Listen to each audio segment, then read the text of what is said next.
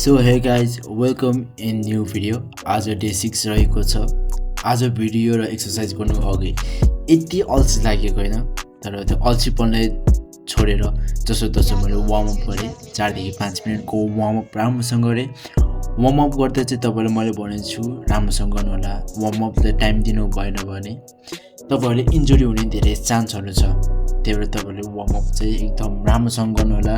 अनि म पनि यही कुरामा ध्यान दिइरहन्छु कि वार्म अपहरु राम्रोसँग भएको छ कि छैन, हरेक मसल्सहरुमा वार्म अप पुगेको छ कि छैन भन्ने कुरा म अलिक ध्यान दिन्छु। त्यसपछि मैले डम्बल बाइसेप कर्ल गरे, 2 सेटको 10 रेपिटेसन गरे। अनि आज युट्युब रिल्सहरु हेर्ने बेला मैले एउटा नयाँ एक्सरसाइज देखेको थिएँ जुन चाहिँ लोवर बाइसेप कर्ल थियो। अनि त्यो चाहिँ मलाई अलिकति राम्रो लाग्यो। त्यसले चाहिँ बाइसेपलाई अलिक पम्प गर्छ जस्तो लाग्यो। त्यही मैले त्यो एक्सरसाइज ट्राई गरे।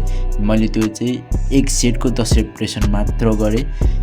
यो एक्सरसाइज एकदमै राम्रो लाग्यो मलाई, किनभने यसले राम्रोसँग पम्प दिइरहेको थियो। त्यहीमाथि ठ्याक्कै बाइसेपमै टार्गेट गरे जस्तो लागेको थियो मसल्सलाई।